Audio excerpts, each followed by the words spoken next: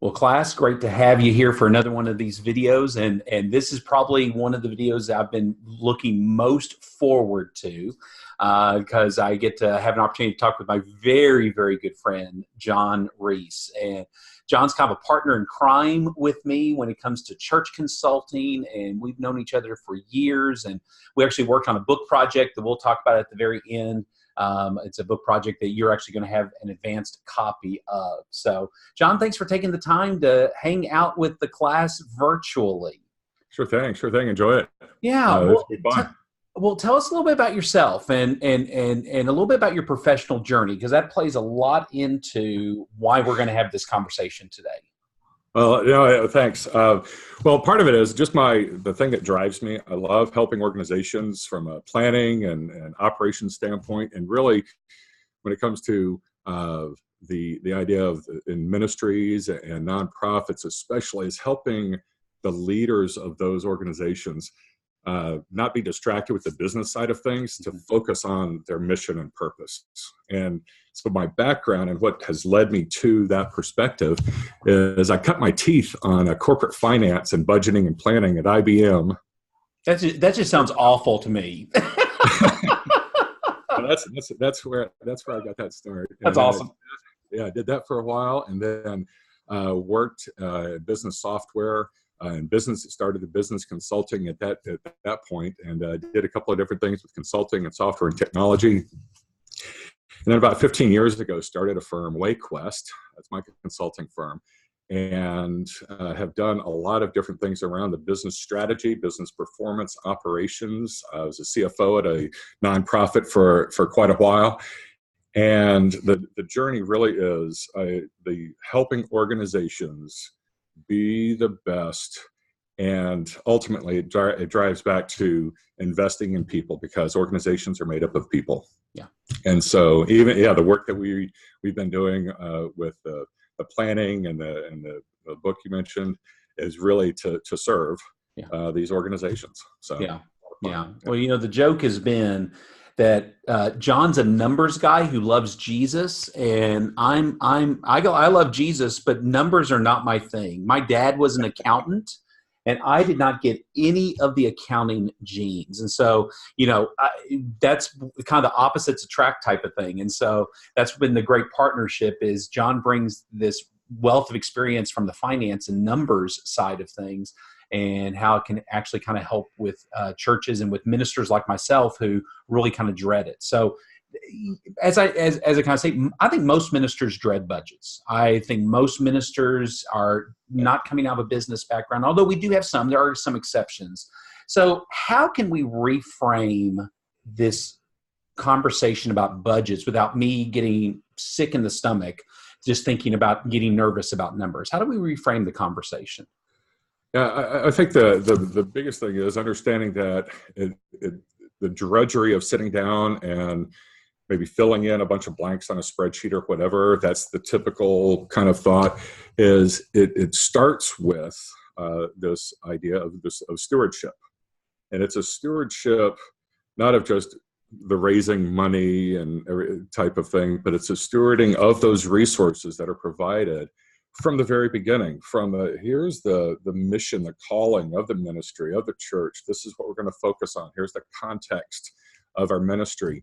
And who is a part of that? The people that are involved. And how do we then identify the needs?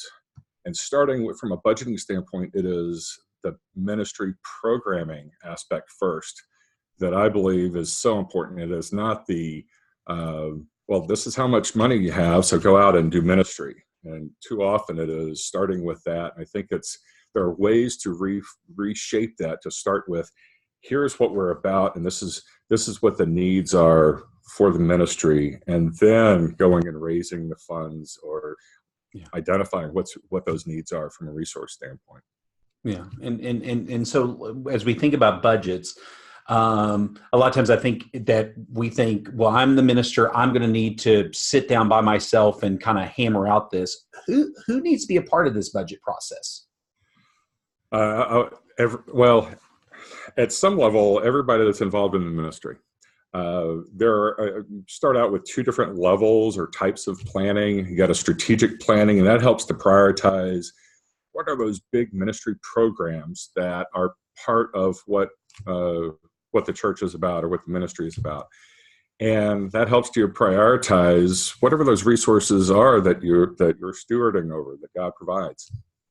And from a budgeting standpoint, those that are in the trenches that are delivering, so you've set that up, you've identified these are the programs, second or third year, it's already started, what have you. You want input from the people, the volunteers and staff that are involved in delivering the ministry. They see things, they know about what's going on a lot more, and to rely on other people, it is a team effort. And I think sometimes the burden, the senior pastor has, a lot of different burdens that are put on them. And some of these, especially the numbers, share that a bit there, and have those people that are in there that say, hey, we need this. And the volunteers, they may not even be numbers people, but they see needs that may not crop up in a spreadsheet. Yeah. Like you said, again, they're in the trenches and they know that, hey, we need this specific thing to pull off a vacation Bible school, or we need this specific thing for the mission trip. And, if I'm trying to do this from a distance, I don't see some of those things. And so that completely makes sense. And also, too, really kind of that ownership that, again, we're all in this together. It's not just my ministry, it's our ministry, and we're kind of doing all this together. So as you think about budgets, what are some of the big mistakes that you see ministers, maybe in a specific area like a youth ministry or children's ministry, or churches make when it comes to the whole budget process? To break that down a little bit, when you think about, let's say, a new program, one of the things is not taking time to count all the costs that are involved. And allowing for some kind of flex and say, well, knowing that we may not be able to identify every single item, but making sure from a new program standpoint that let's include all of the pieces. Things that you may not think about, administrative costs. If there's a larger program, some kind of ongoing cost, it's not just the startup or the first year costs. What is it going to take to continue over the next 3-5 years, or however long that it would be? In smaller ministries and earth plants and younger ministries, one of the biggest ones I've seen is not accounting for the lead minister, the executive director, the senior pastor, their time. Okay. And I've worked with organizations where they're out raising money and they said, this is how much it costs to deliver this ministry program. But they're not including their time. Okay. It's all the hard costs, the direct costs of buying Bibles and the training materials or what have you, but they're not accounting for that. And that's an important piece. The other one is spending, let's say, raising support for a particular program and not including a line item that says we need to have a bit for reserves. And it's not just spending everything 100% on the program, because the fluctuation of those donations and support, offerings and whatever the input, revenue, it's going to fluctuate.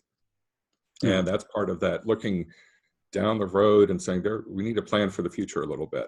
Right. And it's not meant to take away the element of faith in God providing. Right. God has also given us the ability to plan ahead and think ahead. So those are some of the bigger. Well, yes, I want to kind of explore each of those. The reserves one, let me kind of give context. So the day we're filming this, Dallas, Texas has had 2 weeks of storms, and a church here in town, I know the senior pastor. It's a church located within 5 miles of DTS, extensive hail damage, and they're working with the insurance, and they had insurance. They don't have the money in reserves to pay the deductible. And so they're actually going to be doing a love offering type of thing to raise the money to have enough money to pay the deductible so they can get the hail damage fixed. And oh, by the way, Vacation Bible School started today. at the church. And so so that's kind of what. So help me think through with reserves. That's something that I would need to have. What are just off the top of your head, John? Other things when we say reserves, what types of things are we talking about with reserves? One of the biggest items is the trend of giving. A lot of times it dips in the summertime, and so your payroll and your maintenance costs, your housekeeping costs, whatever those costs are typically constant throughout the year. So if your tithes and offerings are going to dip in the summer, as typically happens, a lot of times, you need to have that reserve to help balance that out, and be able to pay those bills. Yeah. That's probably the most common. And then the emergency situation is, as you mentioned. The other one is for maintenance and repair. If you have any kind of equipment, there is either repairing it if it breaks. There's an ongoing maintenance cost on some types of equipment, and then sometimes it needs to be replaced. Yeah. If there are some things that either wear out, or at times, depending on the type of equipment, if it's tech, audiovisual equipment, there may be an advantage to upgrading. Yeah. That's a replacement cost. And it gets in a whole lot of other very specific details that, actually I rely on other people to help plan those things out as well, to talk to you through that. Right. But it's those types of questions pop up. Yeah. So thing that just happened, I had a staff member here in my department, their laptop died. So I just signed $2,000 to buy a new laptop. Wasn't really planning that in the budget, but we had some reserves to be able to do that type of thing. Yeah, it really is. And it's hard to plan those things that you don't expect, but it's going to happen. So at least knowing that there's some level, and and how that works is the reserves are not part of the expense or the spending budget. It's what is left over from the revenue, and then what the amount that's spent. And so a reasonable kind of contribution to reserves might be 10%. Okay, that was exactly what I was going to ask, is what do I need to even kind of think about when I think about that? So if you're putting in a budget, and there are ways to position, here are the needs of the ministry for this year, for the next 2 or 3 years, what have you. So you don't have the ongoing, well, we need a love offering this week because this came up. Right. But to have a longer term view of things, and say that after all the ministry planning and putting everything together, it's a $1 million budget. Let's keep it simple. Yeah. Then you would put on the revenue plan, and the ask is, well, I need 1.1 million.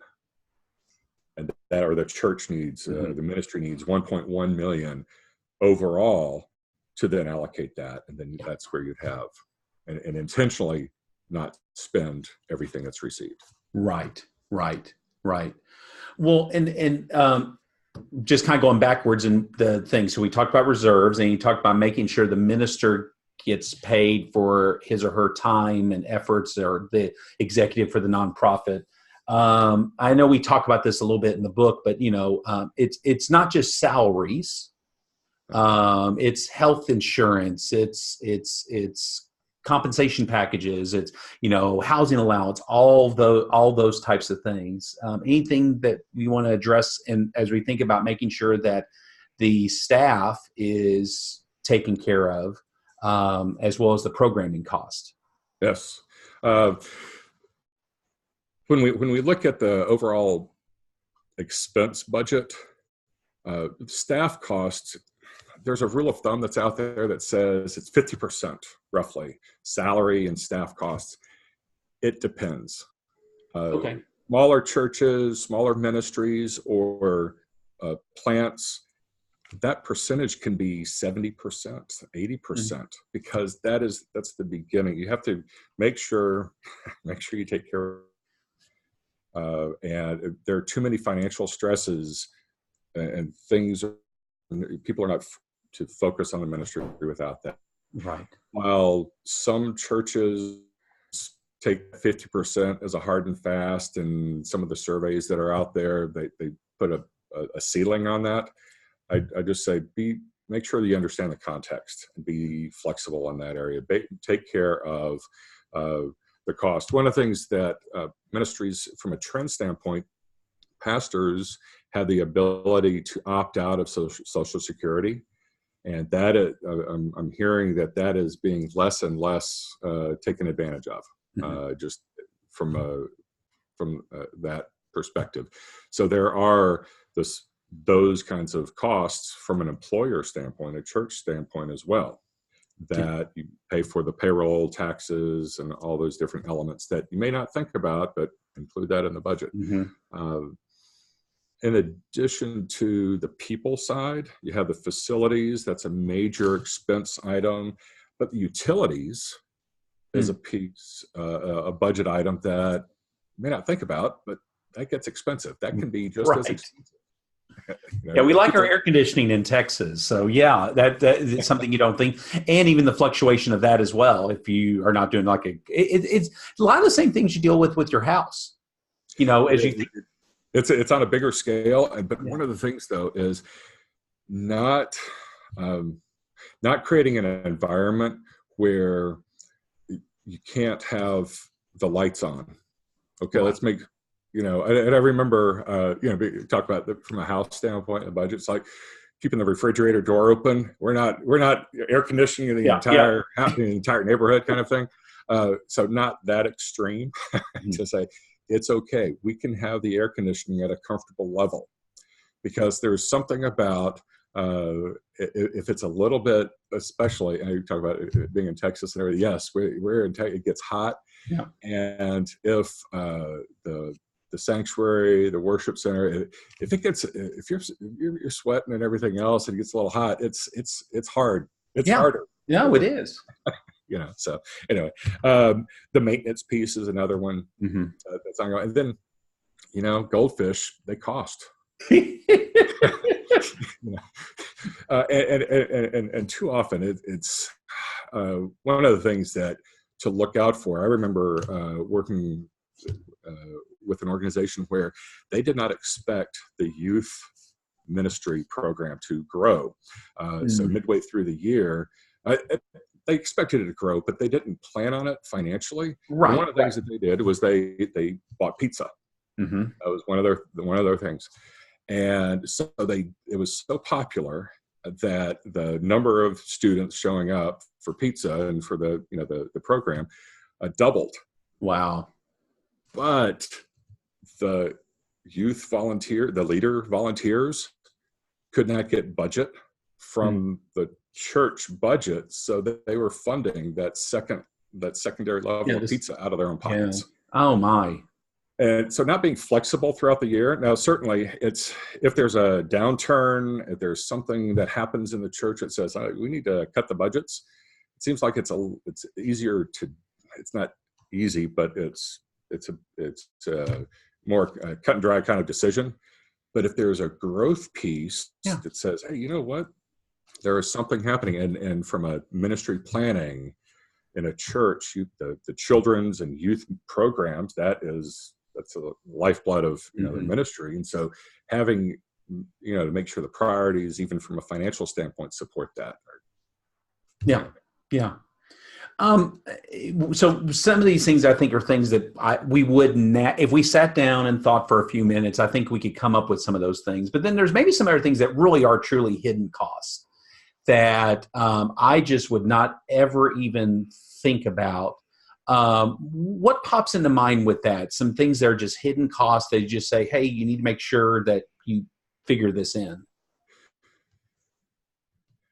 So when I think through it, I look at a statement of financial activities, or in a commercial venture, it's a P&L, an income statement, and all those different elements. Things like bank fees are a lot of the administrative costs. It costs money to run an organization, and so you may be able to figure out, even if calculate the number of goldfish and all the supplies and everything for the ministry programs. The administrative costs are there. And one of the items from that happens is, let's say, professional accounting or professional legal fees.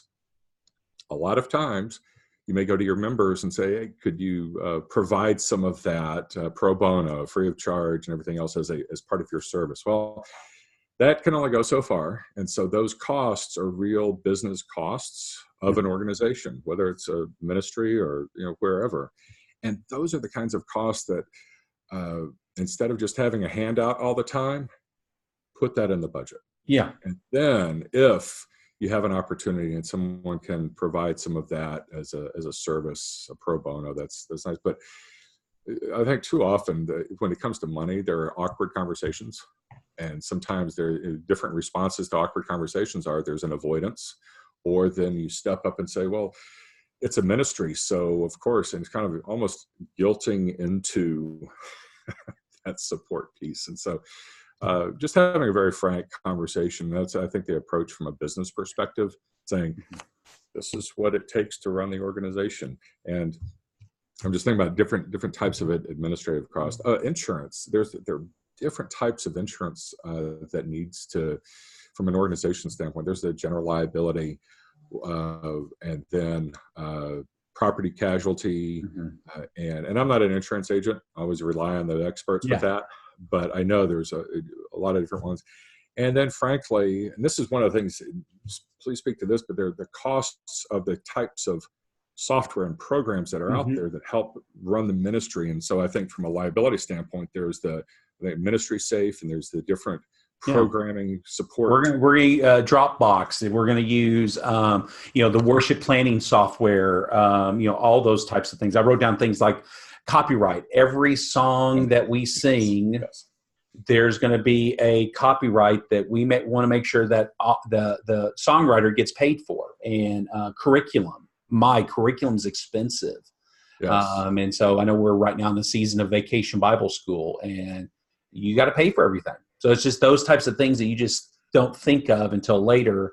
So all those things are good point. Yeah, with the curriculum and some other things, I've come across where, it's ministry, and they kind of look the other way as far as, the 5-finger discount kind of borrowing. Right. Yeah. They're making copies of the workbook. No, that's illegal. I mean, we need to pay for the workbooks. That really gets into the integrity of the leadership of the organization, and it kind of leads into, okay, so how are you then? And I know we're going to be talking about this, but when you look at, you engage with volunteers and there's, let's say, business leaders and other leaders that are not on staff, and you've got to set that example as well and say it's not different, it's illegal, so continue. That's an integrity piece. Yeah, it absolutely is. It absolutely is. Well, talk to me about trends. And we'll talk about it from two perspectives of trends you see in giving and trends you see in spending with churches and nonprofits. What are some trends that you're seeing? Okay, on the giving side, the biggest trend I've been seeing, and this is across the board, is moving toward people wanting to support a project versus an ongoing activity, a ministry, a missionary, that idea of, well, we just are supporting them for the next 20 years. People want to see a project that has been defined, the people that are being served, the expectations of impact, or how does that benefit? Because what they want is they want to be a part of something bigger than themselves. They want to see that the dollars that they're contributing somewhere, and there are a lot of nonprofits, there are a lot of ministries out there, local, their own church. Everybody is saying, please contribute, please support this activity, support this program. And so they are trying to, in some ways, be good stewards of what they have in their household budgets, and they want to make an impact. And then there is that connecting with being a part of something bigger than themselves, and whether it's a cause or whatever that purpose is, even in a ministry setting. So the project piece is probably the biggest shift from a giving standpoint. Yeah. The fluctuations from an economic, that's always there.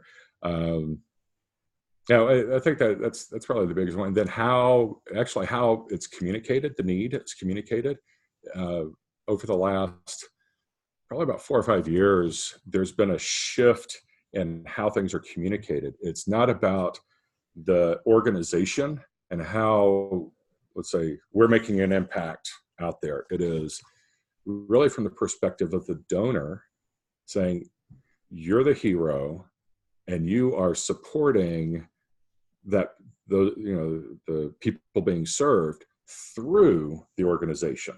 Okay. You're joining and you're partnering with us. And that's been a bit of a shift as well. And it's just that it's perspective. It's the marketing communication piece that has been driving that. But it really is focusing on the impact and how then you're even asking for support and being a part of that ministry. Well, and it's back to that thing of storytelling. And I think we talk about this a little bit in the book of it's the power of story that people don't give just to an organization. They give because they're part of a story. Yeah. So absolutely that.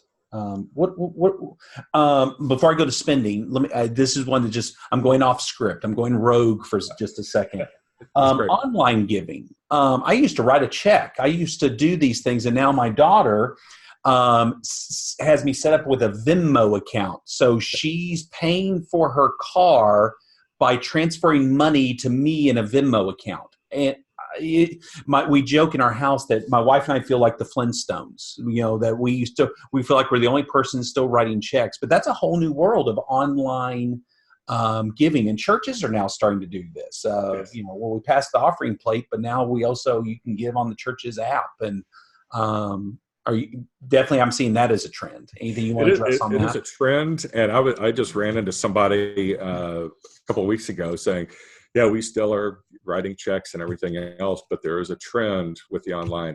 And I think one of the things to be aware of from an organization perspective is thinking about why people are still writing checks.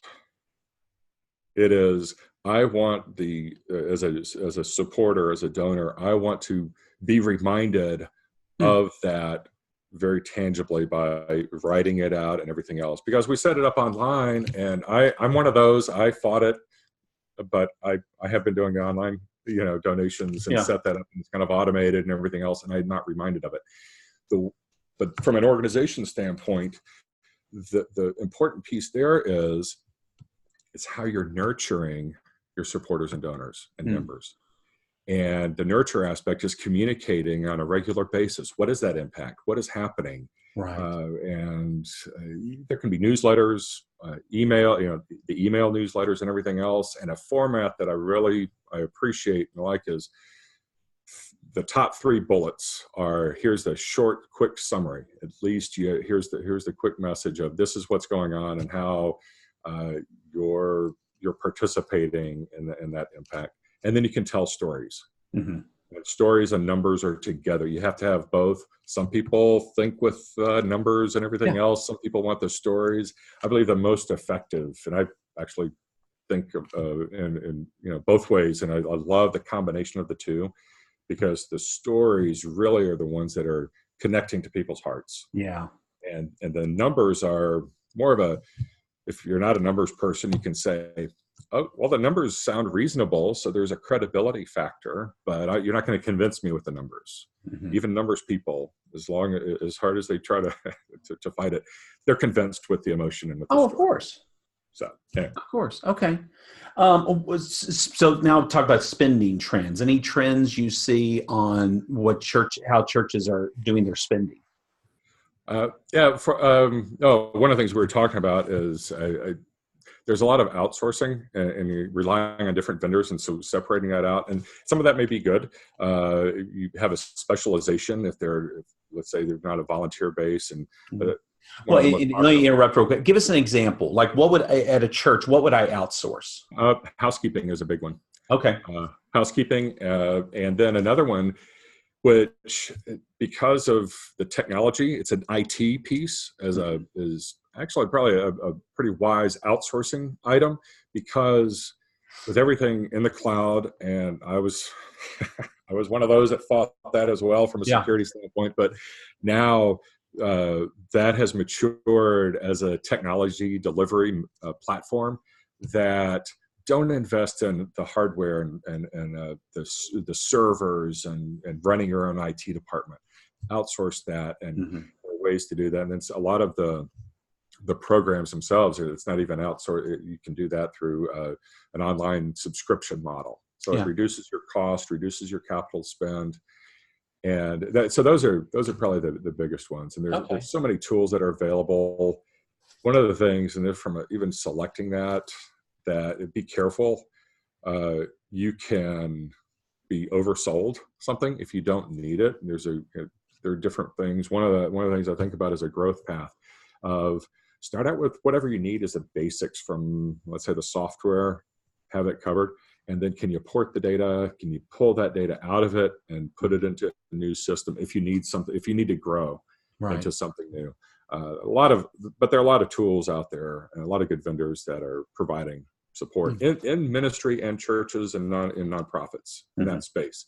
That is another piece that has matured just from an offering standpoint. Yeah. Well, John, our relationship started many years ago. John and I were at the same church, and John was a businessman who was asking, hey, I want to get more involved here in the context of a local church. And I'll be honest, I don't think our church knew what to do with business people. I in my classes, when I teach, I draw usually on the board, I draw 4 squares, and it's working with children, it's parking cars, it's serving as an usher, or it's being the counter on Sundays.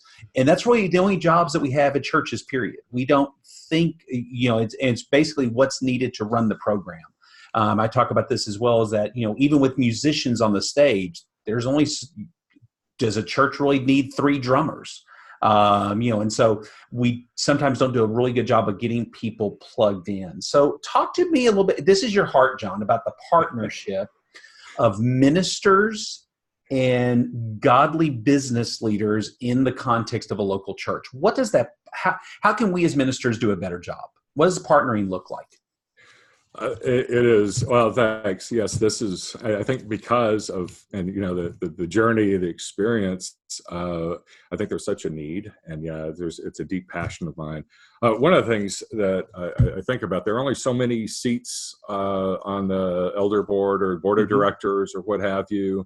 And like you said, there are only so many opportunities for that. I'd start back with even, why? Sometimes it's understanding the perspective of folks that are in business, if they're successful business leaders.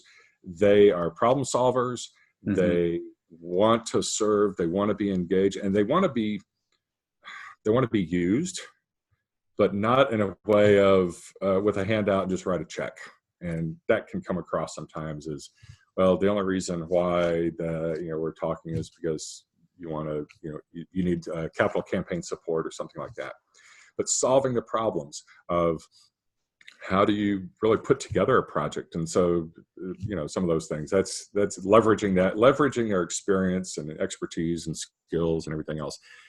That is, wow, getting to that as a core, that's fantastic. Because then me and then, business folks in general, it's kind of a redemptive quality of I'm doing this, and I say, this is how God has gifted me, and I'm doing these things in the business world.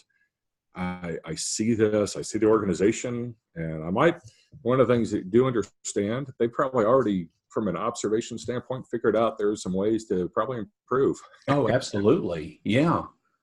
Asking them how to help would be part of that, but really is meeting them where they are and understanding their story first. And I know there's a bit maybe of an intimidation factor that kind of may come across. It says, I don't know, they're really successful in business. I don't know how to talk to them. I don't understand the business speak and what have you.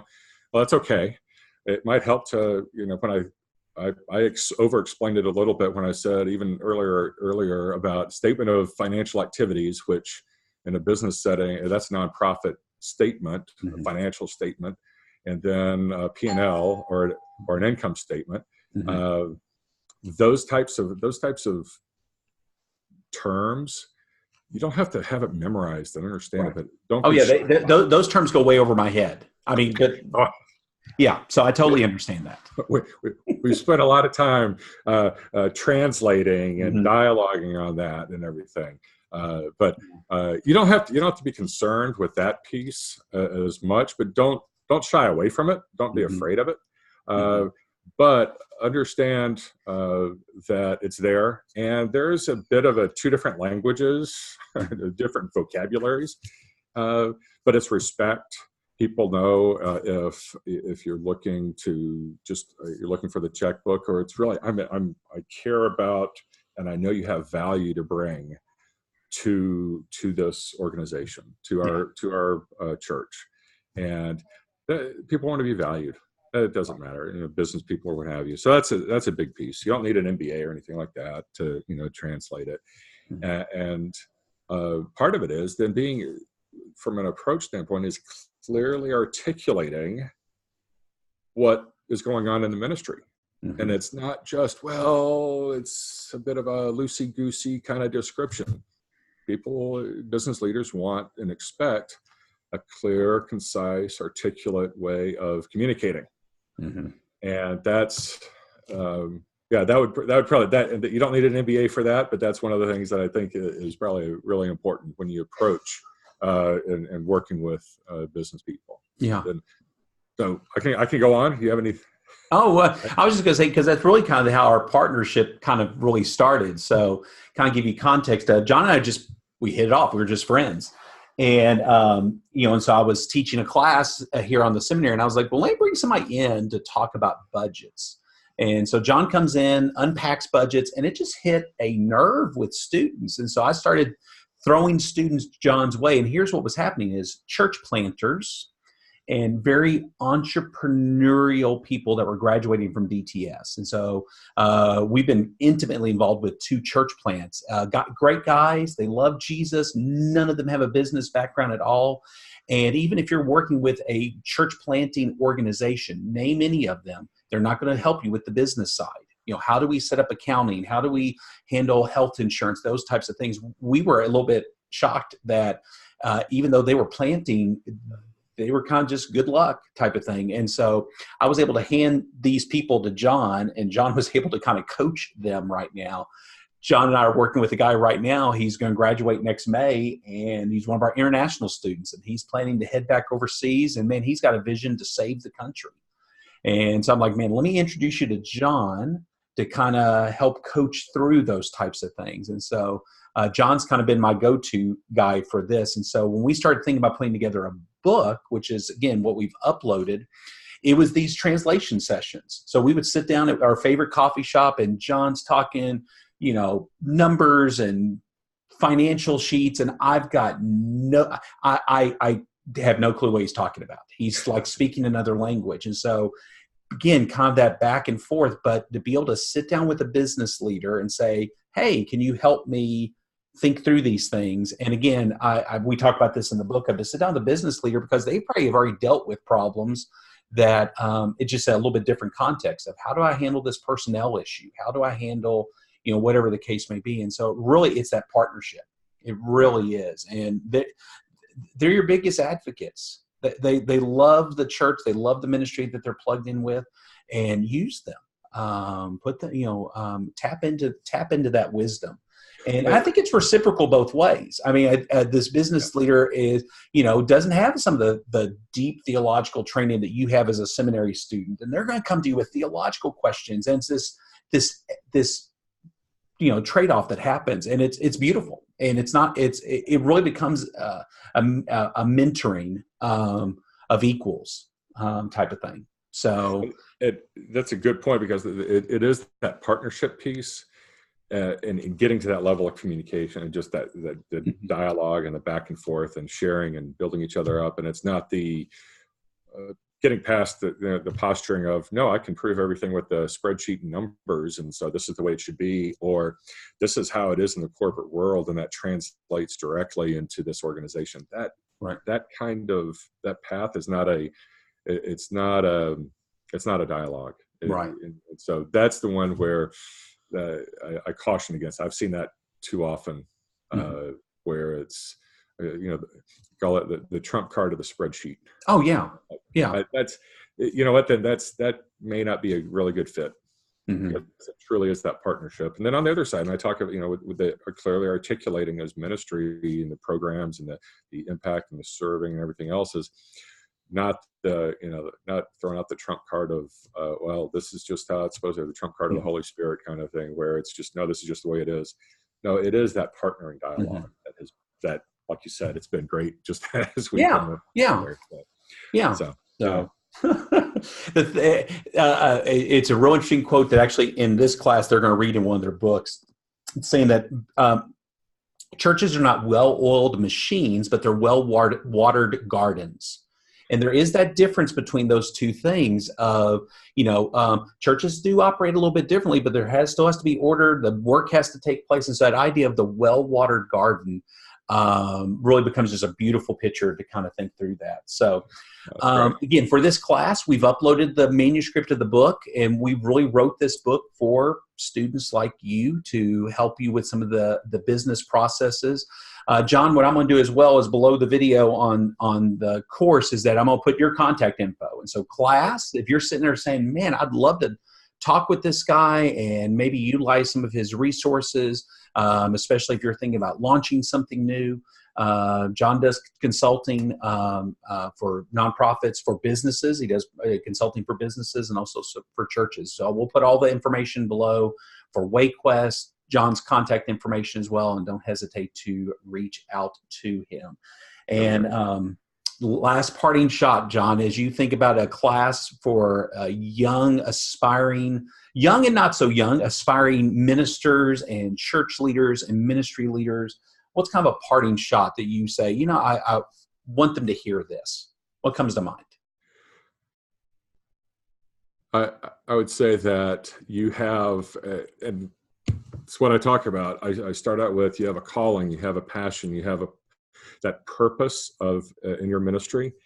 And even with that, as you bring in business people, that is the driving force. And when anything that we talk about, it is that mission and purpose that is foundational. And so try not to be overwhelmed with any of the organizational business type of things. It's there. It's the relationship building, the partnership that can be handled. And not, yes, it is overwhelming, but be confident in that and know that even as a business guy, my passion and understanding really is, it's that core of the mission, the calling of what is going on. That's primary. And then all of these other things, what is at the core of all of that is, I understand, and we talk about this, that because God has created us to act and interact and everything else, he's the one that created business. All the weights and measures are his. And so that was part of the journey of integrating those elements, and it's not separated or what have you. And I think that is, just be confident in that and not be overwhelmed and understand it. That's great. There are, the business folks that, like you said, George, are part of the ministry and want it to thrive. They do. Absolutely. Well, great parting word. Well, John, thanks so much for taking the time. And again, class, if you've got other questions or follow up, again, please read the manuscript that we've uploaded. There's great templates and things like that. But then also, too, if you want to reach out to WayQuest to utilize their resources, you'll find the link below this video. So awesome. Thanks, John. All right. Sure thing.